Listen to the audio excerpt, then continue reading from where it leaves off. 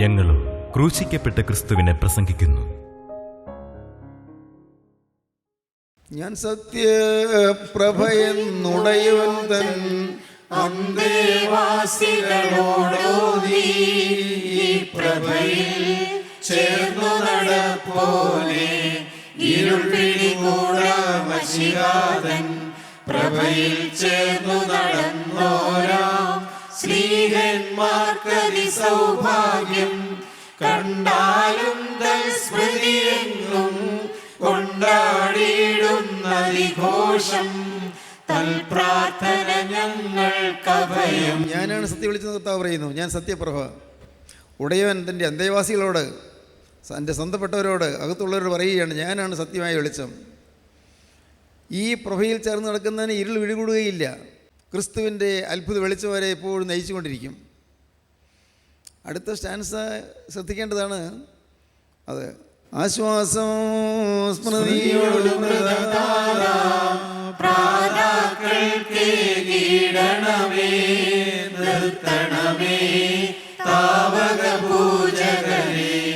പരിശുദ്ധന്മാരുടെ നിരയിൽ സിംഹാസന സംസ്ഥിതനായി നീ സത്തമരെ തിരയും നേരം വിധിനിലയേകയ കണ്ടെത്തി താവക മഹിമോദയ ദിവസേ നിൻവലമായവർ നിൽക്കണമേ.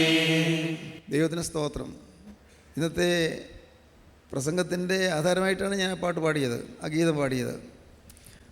കൊടിയുയർത്തുവിൻ എന്നുള്ളതാണ് പ്രസംഗ വിഷയം. കൊടിയുയർത്തുവിൻ. യെശയ്യാ പ്രവാചകൻ്റെ പുസ്തകം 13 അധ്യായത്തിന് 1-ാം വാക്യമാണ് കൊടിയുയർത്തുവിൻ എന്നുള്ളത്. കൊടിയുയർത്തുവിൻ. പലതരം കൊടികളെക്കുറിച്ച് നാം ചിന്തിച്ചു. സത്യത്തിൻ്റെ കൊടി, ജയത്തിൻ്റെ കൊടി, സാക്ഷ്യത്തിൻ്റെ കൊടി എന്നിങ്ങനെ അനേകം കൊടികളെക്കുറിച്ച് നാം ചിന്തിച്ചു. എന്നാൽ ഇന്ന് പറയാൻ പോകുന്നത് കർത്താവിൻ രണ്ടാമത്തെ വരവിൻ്റെ കൊടി എന്നുള്ളതാണ്. പുനരാഗമനത്തിൻ്റെ കൊടി. ദൈവത്തിന് സ്തോത്രം. അതിനാധാരമായിട്ട് ഞാൻ വായിക്കുന്നത് നിങ്ങൾക്ക് വായിക്കാം. യെശയ്യാ 18-ാം അധ്യായം 3-ാം വാക്യം വായിക്കാം. ഭൂതലത്തിലെ സർവ്വനിവാസികളും ഭൂമിയിൽ പാർക്കുന്നവരുമായുള്ളവരെ, പർവ്വതത്തിന്മേൽ കൊടി ഉയർത്തുമ്പോൾ നിങ്ങൾ നോക്കുവിൻ, കാഹളമൂതുമ്പോൾ കേൾപ്പിൻ. പർവ്വതത്തിന്മേൽ കൊടി ഉയർത്തുമ്പോൾ നിങ്ങൾ നോക്കുവീൻ. ഭൂതലത്തിലെ സർവ്വനിവാസികളുമായുള്ളവരെ, ഭൂമിയിൽ പാർക്കുന്നവരുമായുള്ളവരെ, പർവ്വതത്തിന്മേൽ കൊടി ഉയർത്തുമ്പോൾ നിങ്ങൾ നോക്കുവീൻ, കാഹളമൂതുമ്പോൾ കേൾപ്പീൻ. വീണ്ടും പാടാം. ആശ്വാസം സ്മൃതിയോടും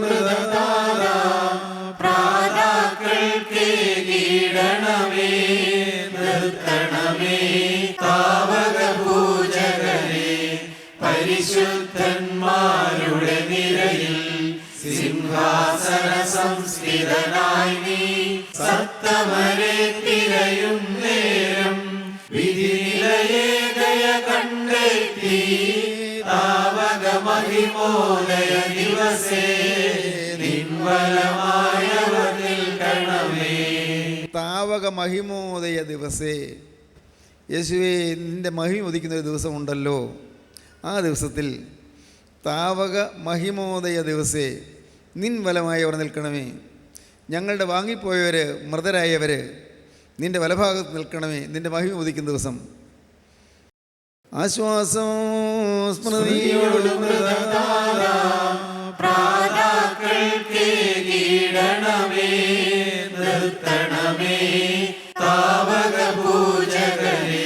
പരിശുദ്ധന്മാരുടെ നിരയിൽ സിംഹാസന സംസ്ഥിതനായി നീ സത്തമരെ തിരയും നേരം വിധിനിലയേകയ കണ്ടെത്തി താവക മഹിമോദയ ദിവസേ നിൻവലമായവർ നിൽക്കണമേ. ഈ നിലയത്തിൽ ദയ കണ്ടെത്താനിടയാകണമേ. വിധി നിലയം, ന്യായവിസ്താരത്തിൻ്റെ സ്ഥലം. നിൻ്റെ വിധി പ്രസ്താവിക്കുന്ന നിലയത്തിൽ, ന്യായവിധി ദിവസത്തിൽ നിൻ്റെ വലഭാഗത്ത് ഞങ്ങളുടെ വാങ്ങിപ്പോയവർ നിൽക്കുമാറാകണമേ. ഇവിടെ നാം വായിച്ചത് എന്താണ്? 18-ാം അധ്യായം 3-ാം വാക്യം.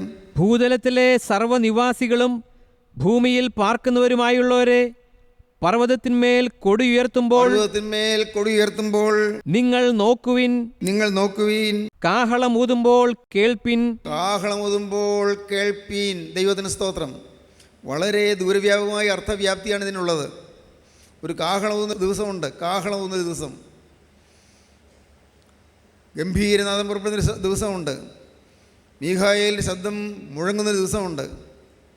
പ്രിയപ്പെട്ടവരെ, ഒരുപക്ഷേ നാം ഭൂമിയിൽ ജീവിച്ചിരിക്കുമ്പോഴാണോ ആ ദിവസം നമുക്ക് അറിഞ്ഞുകൂടാ. കർത്താവായ യേശു വീണ്ടും വരുമ്പോൾ 3 കാര്യങ്ങൾ സംഭവിക്കും. 1, കർത്താവിൻ്റെ ഗംഭീരനാദം.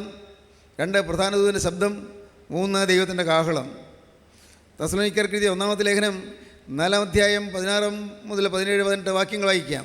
കർത്താവ് താൻ ഗംഭീരനാദത്തോടും പ്രധാന ദൂതന്റെ ശബ്ദത്തോടും ദൈവത്തിന്റെ കാഹളത്തോടും കൂടെ സ്വർഗത്തിൽ നിന്ന് ഇറങ്ങി വരികയും ക്രിസ്തുവിൽ മരിച്ചവർ മുമ്പേ ഉയർത്തെഴുന്നേൽക്കുകയും ചെയ്യും.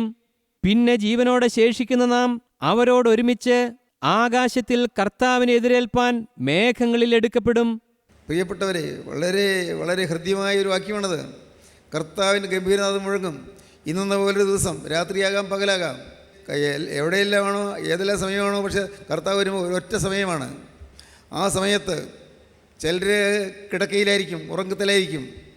2 പേർ കിടക്കയിലായിരിക്കും, ഒരുത്തിനെ സ്വീകരിക്കും, മറ്റൊന്ന് ഉപേക്ഷിക്കും. 2 പേർ തിരികലിൽ പിടിച്ചുകൊണ്ടിരിക്കും. കിടക്കയിലായിരിക്കുന്നത് രാത്രിയാണ്, തിരികെ പിടിച്ചുകൊണ്ടിരിക്കുന്നത് പ്രഭാതത്തിലാണ്. തിരികലിൽ പിടിച്ചുകൊണ്ടിരിക്കും. 2 സ്ത്രീകൾ, ഒരുത്തിയെ കൈക്കൊള്ളും, മറ്റുള്ളവരെ ഉപേക്ഷിക്കും. 2 പേർ ഒരേ വയൽ വേലയായിരിക്കും, ഒരുത്തിനെ സ്വീകരിക്കും, മറ്റൊന്ന് ഉപേക്ഷിക്കും. വയൽ വേലയും സമയം. കർത്താവായ യേശു വീണ്ടും വരും.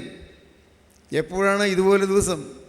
ഒരുപക്ഷെ ഞാൻ ഉറങ്ങിക്കിടക്കുമ്പോഴായിരിക്കും, അല്ലാന്ന് യാത്ര ചെയ്യുമ്പോഴായിരിക്കും, അല്ലെങ്കിൽ നാം ജോലി ചെയ്തുകൊണ്ടിരിക്കുമ്പോഴായിരിക്കും, അല്ല അടുക്കളയിൽ ധൃതി പിടിച്ച് ജോലി ചെയ്യുമായിരിക്കും, നാം വിളമ്പി കൊടുത്തുകൊണ്ടിരിക്കുമ്പോഴായിരിക്കും, ഭക്ഷണം കഴിക്കുമ്പോഴായിരിക്കും, അതൊക്കെ അറിഞ്ഞുകൂടാ. ഏതോ ഒരു സമയത്ത് പെട്ടെന്ന് ഒരു ശബ്ദങ്ങൾ, കർത്താവ് തൻ ഗംഭീരനാദത്തോടും, ഗംഭീരനാദമുണ്ടാകും. പ്രധാനദൂതൻ്റെ ശബ്ദം, ദൈവത്തിൻ്റെ മാലാഖ മീഖായേലിൻ്റെ ശബ്ദം, പ്രധാനദൂതൻ്റെ ശബ്ദം, ദൈവത്തിൻ്റെ കാഹളമൂതും. അതുകൊണ്ട് പറഞ്ഞത് ഇവിടെ കാഹളം. ആ വാക്യം ഒന്ന് വായിക്കാം. കർത്താവ് താൻ ഗംഭീരനാദത്തോടും പ്രധാന ദൂതന്റെ ശബ്ദത്തോടും ദൈവത്തിന്റെ കാഹളത്തോടും കൂടെ സ്വർഗത്തിൽ നിന്ന് ഇറങ്ങി വരികയും ക്രിസ്തുവിൽ മരിച്ചവർ മുമ്പേ ഉയർത്തെഴുന്നേൽക്കുകയും ചെയ്യും. പിന്നെ ജീവനോടെ ശേഷിക്കുന്ന നാം അവരോടൊരുമിച്ച് ആകാശത്തിൽ കർത്താവിനെ എതിരേൽപ്പാൻ മേഘങ്ങളിൽ എടുക്കപ്പെടും. ജീവനോടെ ശേഷിക്കുന്ന കുറച്ച് പേരുണ്ടാകും. മരിച്ചുപോയി വാങ്ങിപ്പോയ വിശുദ്ധന്മാർ, വാങ്ങിപ്പോയവരെ എല്ലാവരും ഉയർത്തെഴുന്നേൽക്കുകയില്ല. വാങ്ങിപ്പോയ വിശുദ്ധന്മാർ മാത്രം ഉയർത്തെഴുന്നേൽക്കും. സിമിത്തേരികളിലെ എല്ലാ കല്ലറയും തുറക്കുകയില്ല. വിശുദ്ധന്മാരുടെ കല്ലറ തുറക്കപ്പെടും. ദൈവത്തിന് സ്തോത്രം. സഹോദരങ്ങളെ, ഇതെല്ലാം മനസ്സിലാക്കിയിരിക്കണം. വിശുദ്ധന്മാരുടെ കല്ലറ മാത്രം തുറക്കും. വിശുദ്ധന്മാർ ഉയർത്തെഴുന്നേൽക്കും. കർത്താവിൻ്റെ ഗംഭീരനാദം കേട്ട്, പ്രധാനനായ മീഖായേലിൻ്റെ ശബ്ദം കേട്ട്, ദൈവത്തിൻ്റെ കാഹളം കേട്ട് വിശുദ്ധന്മാർ ഉയർത്തെഴുന്നേൽക്കും. അതിന് വേദപുസ്തകം പറയുന്ന വാക്ക് 1-ാമത്തെ പുനരുത്ഥാനം എന്നാണ്. 1-ാമത്തെ പുനരുത്ഥാനം. 2-ാമത്തെ പുനരുത്ഥാനമുണ്ട്. അത് വിശുദ്ധന്മാരുടെ ഉയർത്തെഴുന്നേൽപ്പല്ല. മാനസാന്തരപ്പെടാതെ അവിശ്വാസികളായി രക്ഷ നഷ്ടപ്പെടുത്തിയവരുടെ അവർക്ക് ഒരു പുനരുത്ഥാനമുണ്ട്. അത് 2-ാമത്തെ പുനരുത്ഥാനമാണ്. 1-ാമത്തെ പുനരുത്ഥാനത്തിൽ പങ്കുള്ളവൻ ഭാഗ്യവാനും വിശുദ്ധനുമാകുന്നെന്ന് വെളിപ്പാട് പുസ്തകം 20-ാം അധ്യായം 6-ാം വാക്യം പറയും. 1-ാമത്തെ പുനരുത്ഥാനത്തിൽ പങ്കുള്ളവൻ ഭാഗ്യവാനും വിശുദ്ധനുമാകുന്നു. നാം വിശുദ്ധരായി ജീവിച്ചാൽ, യേശുക്രിസ്തുവിൻ്റെ പുണ്യാഗ്രഹത്താൽ കഴുകപ്പെട്ടവരായി ജീവിച്ചാൽ, പാവമില്ലാത്ത ജീവിതം നയിച്ചാൽ, അഥവാ വന്നുപോയ പാവങ്ങളെല്ലാം കർത്താവിൻ്റെ രക്തത്താൽ കഴുകപ്പെട്ട അനുഭവത്തിൽ ജീവിച്ചാൽ, നമുക്ക് ഈ ഭൂമിയിൽ നിന്ന് വാങ്ങിപ്പോയതിന് ശേഷമാണെങ്കിലും കർത്താവിൻ്റെ വരവിൽ നമുക്ക് ഉയർത്തെഴുന്നേൽക്കാം. ഒരാത്മശരീരം നമുക്ക് കിട്ടും. പൊടിയായി പോയ ശരീരമാണെന്നിരിക്കട്ടെ, അല്ല അത് ജീർണിച്ചു പോയ ശരീരമാണെന്നിരിക്കട്ടെ, ആ ശരീരത്തിൻ്റെ ഒരു പൊടി പോലും ഭൂമിയിൽ ബാക്കിയില്ലെന്നിരിക്കട്ടെ, വല്ല സമുദ്രത്തിൽ വെച്ച് നഷ്ടപ്പെട്ടു പോയതായിരിക്കട്ടെ, എന്നാലും പഴയ ശരീരം അത് പ്രാപിച്ച് ഉയർത്തെഴുന്നേൽക്കും. ദൈവത്തിന് സ്തോത്രം. ആത്മശരീരം പ്രാപിച്ച് ഉയർത്തെഴുന്നേൽക്കും. നാം ഓരോരുത്തരും, പ്രിയപ്പെട്ടവരെ, നാം മാനസാന്തരപ്പെട്ട് ക്രിസ്തുവിനായി ജീവിതം സമർപ്പിച്ച് യേശുക്രിസ്തുവിൻ്റെ രക്തത്താൽ കഴുകപ്പെട്ടവരായി, യേശുക്രിസ്തുവിൻ്റെ ക്രൂശ് മരണത്തിൽ വിശ്വസിച്ച് തിരുരക്തത്താൽ പാവങ്ങളെല്ലാം മോചിക്കപ്പെട്ടവരായി അങ്ങനെ നാം ഈ ഭൂമിയിൽ ജീവിക്കുമെങ്കിൽ നമുക്ക് കർത്താവിൻ്റെ 2-ാമത്തെ വരയിൽ ഉത്ഥാനം, പുനരുത്ഥാനം നമുക്ക് ലഭിക്കും. ഉയർത്തെഴുന്നേൽപ്പ് ലഭിക്കും. അല്ലാത്തവരെല്ലാം തള്ളപ്പെട്ടു പോകും. അതാ പറഞ്ഞത്, 2 പേർ വയലിലിരിക്കും, ഒരാളെ കൈക്കൊള്ളും, മറ്റൊരാളെ ഉപേക്ഷിക്കും. 2 പേർ തിരിക്കല്ലിൽ പിടിച്ചുകൊണ്ടിരിക്കും, ഒരാളെ സ്വീകരിക്കും, മറ്റൊരാളെ ഉപേക്ഷിക്കും. 2 പേർ കിടക്കയിലായിരിക്കും, ഒരുത്തിനെ സ്വീകരിക്കും, മറ്റൊരു ഉപേക്ഷിക്കും. ദൈവത്തിന് സ്തോത്രം. കാര്യം ഗൗരവമാണ്. നാം വെറുതെ കേട്ടിരുന്ന് പോയാൽ പോരാ. ദൈവം കൃപ ചെയ്ത് ഇതെല്ലാം കർത്താവ് നമുക്ക് മനസ്സിലാക്കി തരുന്നു. ഭാഗ്യം. ഇപ്പോൾ ഇത് പറഞ്ഞുകൊണ്ടിരിക്കുമ്പോഴാണ് കർത്താവിൻ്റെ ഗംഭീരത മുഴങ്ങുന്നതെങ്കിൽ, പ്രധാന ദൂതൻ്റെ ശബ്ദം മുഴങ്ങുന്നെങ്കിൽ, ദൈവത്തിൻ്റെ കാഹളം മുഴങ്ങുന്നെങ്കിൽ എത്ര പേര് പറന്നുയരും? ജീവൻ കൊണ്ടിരിക്കുന്ന വിശുദ്ധന്മാർ മാത്രമേ പറന്നുയരുകയുള്ളൂ. അവർക്ക് പെട്ടെന്ന് രൂപാന്തരം സംഭവിക്കും. ജീവനുള്ളവർക്ക്, വിശുദ്ധന്മാർക്ക് രൂപാന്തരം സംഭവിക്കും. ശരീരം പഴയതുപോലെ തന്നെ ആകൃതി, പഴയ രൂപം, പഴയ ആകൃതി, പഴയ മുഖം, പഴയ ഛായ. പക്ഷേ ആ ശരീരത്തിന് വേണമെങ്കിൽ ദൂരെ യാത്ര ചെയ്യാം. എങ്ങനെ? നാം ഡൽഹിയിൽ പോയിട്ടുണ്ടെങ്കിൽ നമുക്ക് ഇപ്പോൾ ഇവിടെ ഇരുന്നുകൊണ്ട് ഡൽഹിയിൽ യാത്ര ചെയ്യാം, ഡൽഹിയിൽ പോകാം. നാം തിരുവനന്തപുരത്ത് പോയിട്ടുള്ളവരാണെങ്കിൽ തിരുവനന്തപുരത്തേക്ക് നമുക്ക് മനസ്സുകൊണ്ട് യാത്ര ചെയ്യാം. അല്ല, അമേരിക്കയിൽ ന്യൂയോർക്കിൽ പോയിട്ടുള്ളവരാണെങ്കിൽ ഇപ്പോൾ നിങ്ങൾക്ക് ന്യൂയോർക്കിൽ നിങ്ങൾ ചെന്ന സ്ഥലങ്ങൾ, മുമ്പ് പോയ സ്ഥലങ്ങൾ, അതെല്ലാം ഇപ്പോൾ നിങ്ങൾക്ക് മനസ്സിൽ കാണാൻ പറ്റും. അത്ര വേഗം ഈ മനസ്സ് പായുന്നു. എന്നതുപോലെ ഉയർത്തെഴുന്നേറ്റ ശരീരം ഇതുപോലെ സ്ഥലകാല പരിമിതികൾക്കപ്പുറമായി എവിടെയും കടന്നുചെല്ലാം. വാതിലും ജനലും അടച്ചിട്ടിരുന്നാലും കടന്നു വരാം. വേണമെങ്കിൽ ആ ശരീരത്തിന് ഭക്ഷണം കഴിക്കണമെന്നില്ല, കഴിക്കണമെങ്കിൽ കഴിക്കാം. പ്രിയപ്പെട്ടവരെ, നമ്മുടെ കർത്താവായ യേശുക്രിസ്തു ഉയർത്തെഴുന്നതിന് ശേഷം ശിഷ്യന്മാർ കൊടുത്ത ആ തേൻകട്ട കർത്താവ് ഭക്ഷിച്ചല്ലോ, അപ്പൊക്കത്തിൻ്റെ കഷ്ണം ഭക്ഷിച്ചല്ലോ. ദൈവത്തിന് സ്തോത്രം. യേശുക്രിസ്തു ഉയർത്തെഴുന്നേറ്റ ശരീരമായതിനു ശേഷവും ഭക്ഷണം കഴിച്ചു. യേശുക്രിസ്തു അടച്ചിരുന്ന വാതിലും ജനലും അടച്ചിരുന്ന മുറിക്കകത്ത് യേശുക്രിസ്തു പ്രവേശിച്ചു. ദൈവത്തിന് സ്തോത്രം. സാധു സുന്ദർ സിംഗ് ഒരു സിഖ് ബ്രാഹ്മണ യുവാവായിരുന്നു. അദ്ദേഹം വേദപുസ്തകം കത്തിച്ചു കളഞ്ഞ മനുഷ്യനാണ്. വേദപുസ്തകത്തെ ശവിച്ചുതള്ളിയ മനുഷ്യനാണ്. വളരെ ആഠ്യത്വമുള്ള ബ്രാഹ്മണ കുലത്തിൽ ജനിച്ചയാളായിരുന്നു. എന്നാൽ അദ്ദേഹത്തിന് സ്വസ്ഥതയില്ലാതായി, മനസ്സിന് സ്വസ്ഥതയില്ല. വേദപുസ്തകം കത്തിച്ചു കളഞ്ഞതിന് ശേഷം എന്തെന്നറിഞ്ഞുകൂടാ ഒരു സ്വസ്ഥതയില്ലാതായി. സുന്ദർ സിംഗ് ഒരു ദിവസം രാത്രി തീരുമാനിക്കുകയാണ്, ഒരു ദൈവം ഉണ്ടെങ്കിൽ അത് ശ്രീബുദ്ധനാകട്ടെ, അല്ല ശ്രീകൃഷ്ണനാകട്ടെ, അതല്ല വർത്തമാന മഹാവീരനാകട്ടെ, അതുമല്ല മുഹമ്മദ് നബിയാകട്ടെ, ആരായാലും എനിക്ക് പ്രത്യക്ഷപ്പെടുന്ന ഒരു ദൈവം ഉണ്ടെങ്കിൽ. പക്ഷേ യേശുക്രിസ്തു ആകട്ടെ എന്ന് പറഞ്ഞില്ല. കാരണം അത് അദ്ദേഹം ഉള്ളിൽ നിന്ന് മനസ്സിൽ നിന്ന് കളഞ്ഞിരുന്ന വ്യക്തിയാണ്. യേശുക്രിസ്തു ആകട്ടെ എന്ന് പറഞ്ഞില്ല. ശ്രീകൃഷ്ണനായാലും ശ്രീബുദ്ധനായാലും മഹാവീരനായാലും ആ ദൈവം എൻ്റെ മുമ്പിൽ പ്രത്യക്ഷപ്പെടണം. ഇല്ലെങ്കിൽ ഇന്ന് വെളുപ്പിന് 4 മണിക്ക് പോകുന്ന ട്രെയിൻ പോകുമ്പോൾ റെയിൽപ്പാളത്തിൽ ഞാൻ തലവെച്ച് മരിക്കും. അദ്ദേഹം രാത്രി 12 മണി 1 മണിയായി ലൈറ്റ് അണയ്ക്കുന്നില്ല. അപ്പനൊരു ഉയർന്ന ഉദ്യോഗസ്ഥനാണ്, ഒരു മജിസ്ട്രേറ്റാണ്. അച്ഛനൊന്ന് വിളിച്ചു, മോനെ നീ എന്താ ഇതുവരെ കിടക്കാത്തത്? വെച്ചാൽ ഞാൻ കിടന്നോളാം. അച്ഛൻ പോയി, അവൻ ലൈറ്റ് അണച്ചു, കൂരിട്ട്. അവൻ ഉറങ്ങുന്നില്ല, കിടന്നില്ല. അവൻ പിന്നെ പറഞ്ഞുകൊണ്ടിരിക്കുക, ഇന്ന് വെളുപ്പിന് 4 മണിക്ക് ട്രെയിൻ പോകുമ്പോൾ ഞാൻ തലവെച്ച് മരിക്കും. എനിക്ക് സാക്ഷാൽ ദൈവം എനിക്ക് പ്രത്യക്ഷനാകണം. വെളുപ്പിന് ഏതാണ്ട് ഒരു 3 മണി സമയമായി. പെട്ടെന്ന് മുറിയിൽ നല്ല പ്രകാശം. ഞാൻ ഉറങ്ങിപ്പോയായിരിക്കുമോ? ഞാൻ പക്ഷേ ഉറങ്ങിപ്പോയായിരിക്കും. നേരം വെളുത്തായിരിക്കുമോ? വാതിൽ പുറത്ത് നോക്കിയില്ല, നേരം വെളുത്തിട്ടില്ല, മുഴുവൻ കോരിയിട്ട. മുറിക്കകത്ത് കിടന്നു. മുറിയിൽ നല്ല പ്രകാശം. വീണ്ടും പുറത്ത് നോക്കി, പുറത്ത് പ്രകാശമില്ല. 3 പ്രാവശ്യം പുറത്തിറങ്ങി നോക്കി, പുറത്ത് പ്രകാശമില്ല, അകത്ത് പ്രകാശം. ദൈവത്തിന് സ്തോത്രം. ആ പ്രകാശത്തിലേക്ക് നോക്കിയിരുന്നപ്പോൾ ആ പ്രകാശത്തിൻ്റെ മധ്യത്തിൽ ഒരു രൂപം തെളിഞ്ഞു വന്നു. അത് സാക്ഷാൽ ക്രിസ്തു ആയിരുന്നു. ക്രൂശിതനായ ക്രിസ്തു, ഉയർത്തെഴുന്നേറ്റ് ജീവിക്കുന്നതായ ക്രിസ്തു ഇരുകരവും നീട്ടി, എൻ്റെ മകനെ എനിക്ക് നിന്നെ വേണം. I want you my son I want you. എൻ്റെ മകനെ നിന്നെ എനിക്ക് വേണം. ഇങ്ങനെ പറഞ്ഞുകൊണ്ട് ക്രിസ്തു നിൽക്കുന്നത് കണ്ടു. സുന്ദർ സിംഗ് ആ രൂപത്തിലേക്ക് നോക്കി അലൗകികമായ ഒരു ആനന്ദത്തിൽ ലയിച്ച് അങ്ങ് നിന്നുപോയി. ഈ 20-ാം നൂറ്റാണ്ടിലെ കാര്യമേ പറയുന്നത്, പണ്ടത്തെ കാര്യമല്ല ഈ പറയുന്നത്. ദൈവത്തിന് സ്തോത്രം. പ്രിയപ്പെട്ടവരെ, കേൾക്കൂ. കുറേ നേരം നിന്നു, ആ രൂപം കണ്ടു, ആ ക്രിസ്തുവിനെ നേരിട്ട് കണ്ടു. നേരിട്ട് കിട്ടിയ വലിയൊരു ആനന്ദാനുഭൂതി ലഭിച്ചു. പറഞ്ഞറിയിക്കാൻ വയ്യാത്ത വലിയൊരു സന്തോഷം ലഭിച്ചു.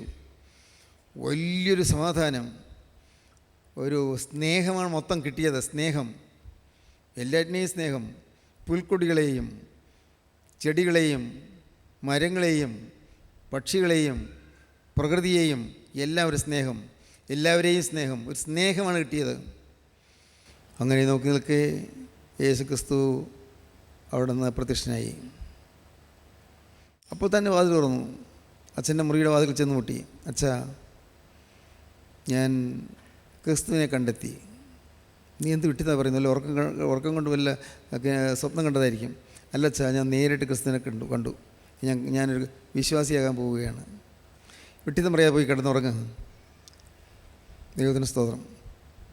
അച്ഛന് മനസ്സിലായില്ല. ദൈവത്തിൻ്റെ വലിയ നാമം മഹത്വപ്പെടട്ടെ. സഹോദരങ്ങളെ, ഇത് ഈ വിശ്വാസത്തിൽ ഉറച്ചപ്പോഴേക്കും വീട്ടിൽ നിന്നെല്ലാം ഇറക്കി വിട്ടു. അത്രയും ഉന്നതനായ ഒരു കുലീനായ ബ്രാഹ്മണ കുടുംബത്തിൽ ജനിച്ചവൻ ക്രിസ്തുവിന് അനുയായി എന്ന് പറഞ്ഞാൽ അത് ആർക്കും ഇഷ്ടപ്പെടുകയില്ലല്ലോ.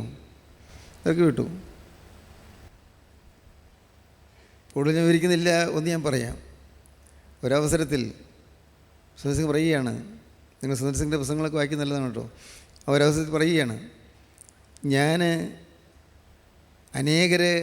ഞാൻ സുവിശേഷം പറയുന്നവരെ കണ്ടു, വിദേശ മിഷന്മാരെ കണ്ടു, അവരെ കൂടെ താമസിച്ചു. പക്ഷേ സുവിശേഷകരായ പലരുടെയും ജീവിതം കണ്ടപ്പോൾ എനിക്ക് തോന്നി ഹിന്ദുമതത്തിലേക്ക് മടങ്ങിപ്പോയാൽ മതിയെന്ന്. കാരണം അവരുടെ ജീവിതത്തിൽ പറയുന്നതുള്ള ജീവിതമില്ല. ഈ സുവിശേഷ വേല ചെയ്യുന്ന പലരുടെയും ജീവിതം കണ്ടപ്പോൾ പഴയ എൻ്റെ ഹിന്ദുമതമായിരുന്നു നല്ലതെന്ന് എനിക്ക് തോന്നി. ഞാൻ പോയാലെന്ന് വിചാരിച്ചു. പക്ഷേ ഞാൻ യേശുവിനെ നേരിട്ട് കണ്ടുപോയി. എനിക്കത് നേരിട്ട് സമാധാനം കിട്ടിപ്പോയി, നേരിട്ടൊരു സന്തോഷം കിട്ടിപ്പോയി. അതുകൊണ്ട് എനിക്ക് പോകാൻ നിർവാഹമില്ല. ദൈവത്തിന് സ്തോത്രം. പ്രിയപ്പെട്ടവരെ, യേശു ക്രിസ്തു വീണ്ടും വരും. ക്രിസ്തു വീണ്ടും വരും. നൂറ്റാണ്ടുകൾക്ക് മുമ്പ് യേശു ക്രിസ്തു സ്വർഗ്ഗാരോഹണം ചെയ്യുന്ന സമയത്ത് യേശു ക്രിസ്തു ഉയരത്തിലേക്ക് ഉയർന്നു പോവുകയാണ്. ആ സമയത്ത് ശിഷ്യന്മാരെല്ലാവരും മുകളിലേക്ക് നോക്കി നിൽക്കുന്നു. അവരെ വിട്ട് കർത്താവ് അങ്ങ് പോവുകയാണ്. അപ്പോൾ 2 മാലാഖമാർ വന്ന് നിന്നു. ആ ആകാശത്തിൽ 2 മാലാഖമാർ നിന്നിട്ട് അവർ പറഞ്ഞു, ഗലീലാ പുരുഷന്മാരെ, നിങ്ങൾ ആകാശത്തിലേക്ക് നോക്കി നിൽക്കുന്നത് എന്ത്? നിങ്ങളെ വിട്ട് സ്വർഗ്ഗാരോഹണം ചെയ്ത ഈ യേശുവിനെ സ്വർഗത്തിലേക്ക് പോകുന്നതിനായി നിങ്ങൾ കണ്ടതുപോലെ തന്നെ അവൻ വീണ്ടും വരും. ദൈവത്തിന് സ്തോത്രം. യേശു ക്രിസ്തു വീണ്ടും വരും. ഗലീലാ പുരുഷന്മാരെ, നിങ്ങൾ ആകാശത്തിലേക്ക് നോക്കി നിൽക്കുന്നത്, നിങ്ങളെ വിട്ട് സ്വർഗ്ഗാരോഹണം ചെയ്ത യേശുവിനെ സ്വർഗത്തിലേക്ക് പോകുന്നതിനായി നിങ്ങൾ കണ്ടതുപോലെ തന്നെ അവൻ വീണ്ടും വരും. യേശു വീണ്ടും വരും. മാലാഖമാരുടെ സാക്ഷ്യം. ദൈവത്തിന് സ്തോത്രം. പ്രിയപ്പെട്ടവരെ, അപ്പോസ്തലന്മാരെല്ലാവരും സാക്ഷ്യം പറഞ്ഞു. പൗലോസ് സാക്ഷ്യം പറഞ്ഞു. യേശു ക്രിസ്തുവിൻ്റെ രണ്ടാമത്തെ വരവിനെക്കുറിച്ച് പലവട്ടം പൗലോസ് പറഞ്ഞു. ഒന്നാണ് ഇപ്പോൾ നാം വായിച്ച് കേട്ടത് തെസ്സലോനിക്ക ലേഖനത്തിൽ. വേറെയും പല ഭാഗത്തും പറഞ്ഞിട്ടുണ്ട്. യാക്കോബ് പറഞ്ഞു, ന്യായാധിപതി വാതിൽക്കൽ നിൽക്കുന്നുവെന്ന്. ഇതാ യേശു വീണ്ടും വരുമെന്ന്. പത്രോസ് പറഞ്ഞു, യേശു വീണ്ടും വരും. അന്ന് ആകാശം കൊടുമുഖത്തോടെ ഒഴിഞ്ഞു പോകും, മൂലപദാർത്ഥങ്ങൾ കത്തി അഴിയുകയും ഭൂമി നല്ല പണികളും വെന്തു പോവുകയും ചെയ്യും. പത്രോസ് പറഞ്ഞു. ദൈവത്തിന് സ്തോത്രം. യേശു ക്രിസ്തു വീണ്ടും വരും. സഹോദരങ്ങളെ, ഇന്ന് ഞാൻ വളരെ വിനയപൂർവ്വം നിങ്ങളൊന്ന് ഒരാൾക്ക് പറയട്ടെ, സ്നേഹത്തോടെ പറയട്ടെ.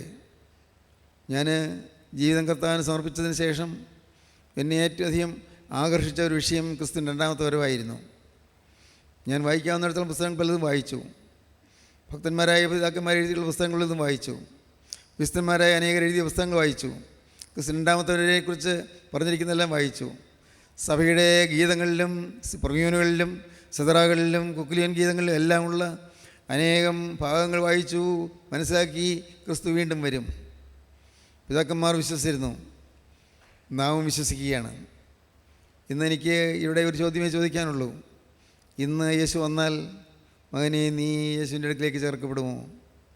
മകളെ, ഇന്ന് യേശു വന്നാൽ യേശു ക്രിസ്തുവിൻ്റെ അടിയിലേക്ക് നീ ചേർക്കപ്പെടുമോ? പറ്റുമോ? നിനക്ക് സാധിക്കുമോ? നിനക്ക് കിട്ടുമെന്ന് തോന്നുന്നുണ്ടോ?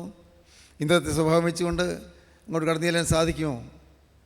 ഞാൻ പറയാറുണ്ട്, എൻ്റെ കർത്താവേ, ഇന്നത്തെ എൻ്റെ പ്രകൃതം വെച്ച് നിൻ്റെ മഹാവിശുദ്ധിയിലെ സ്വർഗ്ഗത്തിലേക്ക് വരാൻ ഞാൻ യോഗ്യനല്ല. ഞാൻ പറയാറുണ്ട്. പിന്നെന്താ ഞാൻ പ്രസംഗിക്കുന്നത്? പറഞ്ഞു തരാം. ഞാൻ പറയാറുണ്ട്, കർത്താവേ, ഇന്നത്തെ എൻ്റെ ആത്മീയ നിലവാരം വെച്ച് അവിടുത്തെ മഹാവലിയ തേജസ്സിൻ്റെ സിംഹാസനത്തിലേക്ക് വരാൻ ഞാൻ ഒട്ടും യോഗ്യനല്ല. ഭാഗ്യവശാൽ പ്രവൃത്തിയിലെ പാവങ്ങളിലേക്ക് പോയിട്ടില്ല. മനസ്സറിഞ്ഞ യഥാർത്ഥ വാക്കൊന്നും പറയുന്നില്ല. കോപമോ വാശിയോ വഴക്കോ പിണക്കമോ ഒന്നും ഇപ്പോൾ ഉണ്ടാകുന്നില്ല. എല്ലാം ഞാൻ അറിയുന്നിടത്തോളം ഓരോന്നോരോന്ന് മാറ്റി മാറ്റി വരികയാണ്. പക്ഷേ എനിക്കറിയാം എൻ്റെ രക്തത്തിൽ പാവത്തിൻ്റെ അടിവേരുകളുണ്ട് എന്ന്. എൻ്റെ രക്തത്തിൽ ഈഗോയുണ്ട് എന്ന്. എൻ്റെ രക്തത്തിൽ സ്വയം എന്ന് പറഞ്ഞൊന്നുണ്ടെന്ന് എന്ന്. സ്വയം, ഈഗോ, ഒരു ഞാനുണ്ട് എൻ്റെ ഉള്ളിലെന്ന്. എൻ്റെ അഭിപ്രായം നടക്കണം, എൻ്റെ അഭിപ്രായം എല്ലാവരും സ്വീകരിക്കണം, എന്നോട് ആലോചിക്കണം. ഒരു ഞാനുണ്ട്, അത് പാവമാണ് എന്നെനിക്കറിയാം. അത് ഞാൻ ഏറ്റുപറഞ്ഞിട്ട് പോകാത്തതായി എന്നെ പറ്റി പിടിച്ചിരിക്കുന്ന പാവമാണ്. ദൈവത്തിന് സ്തോത്രം.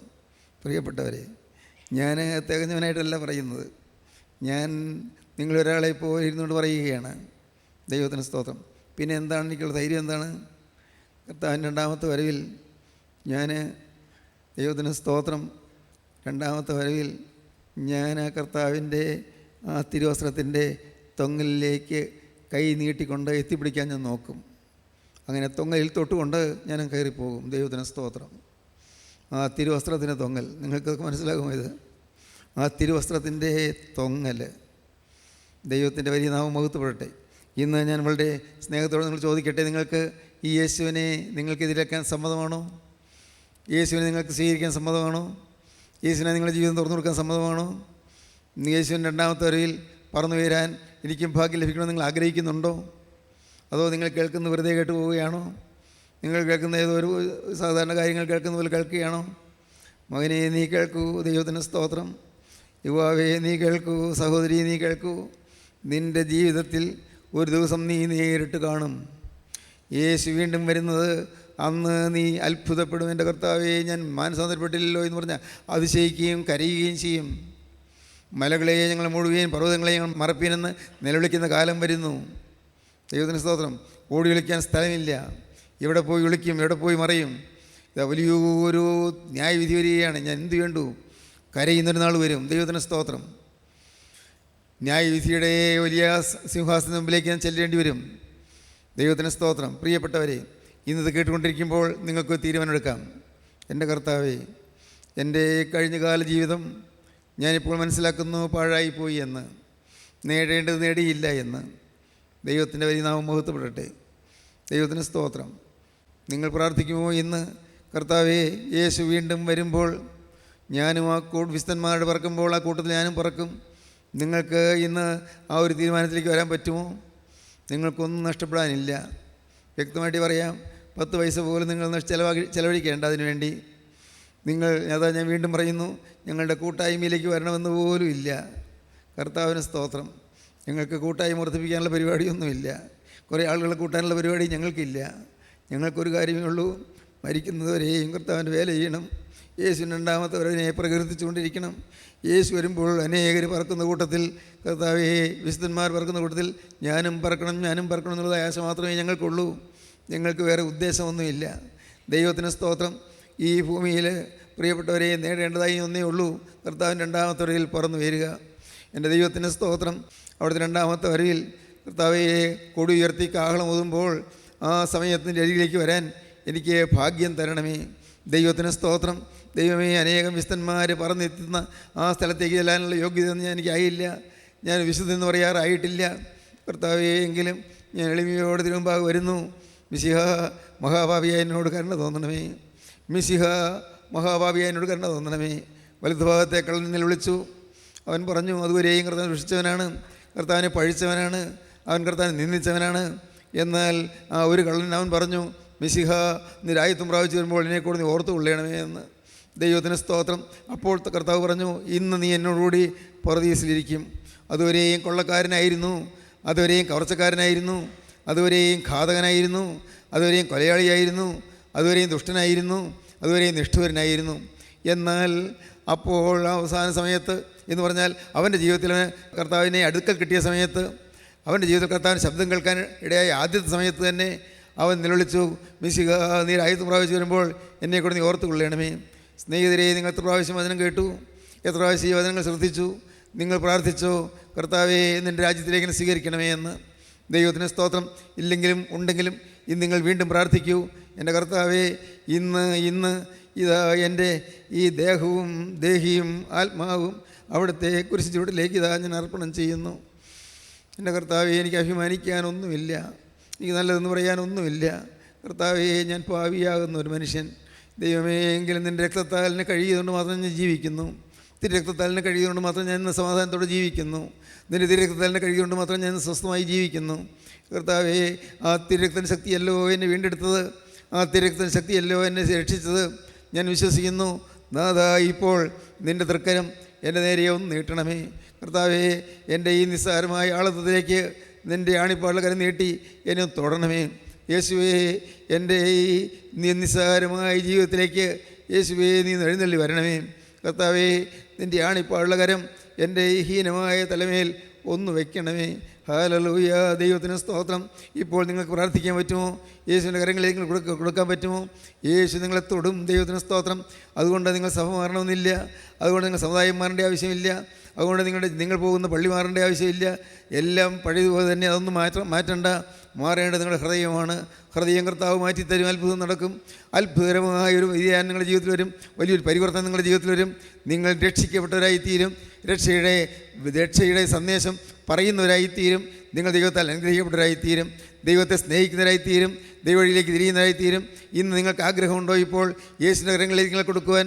അല്പം പോലും മടിക്കാതെ ഇപ്പോൾ യേശുവിൻ്റെ കരങ്ങളിലേക്ക് നിങ്ങൾ കൊടുക്കുകയും യേശുവിനോട് പറയുവീൻ, യേശുവേ, ഇന്നു മുതൽ ഞാൻ നിൻ്റെ വക. എൻ്റെ യേശുവേ, നിൻ്റെ രണ്ടാമത്തെ വരയിൽ എന്നെ കൂടെ ചേർത്ത് കൊള്ളണമേ. മിശിഹ, നീ രാജ്യത്ത് പ്രാപിച്ചു വരുമ്പോൾ എന്നെ കൂടെ നീ ഓർത്ത് കൊള്ളണമേ. ജീവനുള്ള ദൈവമേ, കരുണയുള്ള കർത്താവേ, അവിടുത്തെ ആർദ്ര സ്നേഹത്താൽ അടിയങ്ങളുടെ മധ്യത്തിലേക്ക് വരാൻ തിരുമനസ്സായതിനായി ഞങ്ങൾ ഇതിനെ സ്തുതിക്കുന്നു. അവിടുത്തെ സാന്നിധ്യം ഞങ്ങൾ വിട്ടുപോകാതെ ഇപ്പോൾ ഞങ്ങളുടെ കൂടെ ഉള്ളതിനായി ഞങ്ങൾ ഇതിനെ സ്തുതിക്കുന്നു. എല്ലാവരെയും അനുഗ്രഹിക്കണമേ. സമാധാന ജീവിതം എല്ലാവർക്കും കൊടുക്കണമേ. കുടുംബസമാധാനം കൊടുക്കണമേ. രോഗങ്ങൾ മാറ്റണമേ. ആപത്തുകൾ നീക്കണമേ. കഷ്ടനഷ്ടങ്ങളിൽ നിന്ന് രക്ഷ കൊടുക്കണമേ. എല്ലാവരെയും തൊടണമേ. എല്ലാവരെയും അനുഗ്രഹിക്കണമേ. എൻ്റെ കർത്താവേ, എല്ലാവരെയും അവിടുന്ന് സ്നേഹിക്കുന്നുവല്ലോ, എല്ലാവരെയും അവിടുന്ന് കാണുന്നുവല്ലോ, എല്ലാവരിലും മനസ്സിലാക്കുന്നുവല്ലോ. അവിടുന്ന് മനസ്സിൽ എല്ലാവരെയും തൊടണമേ. അനുഗ്രഹിച്ച് പറഞ്ഞ് എഴുന്നേൽപ്പിക്കണമേ. യേശുവിൻ നാമത്തിൽ തന്നെ. ആമീൻ. ഹല്ലേലൂയ.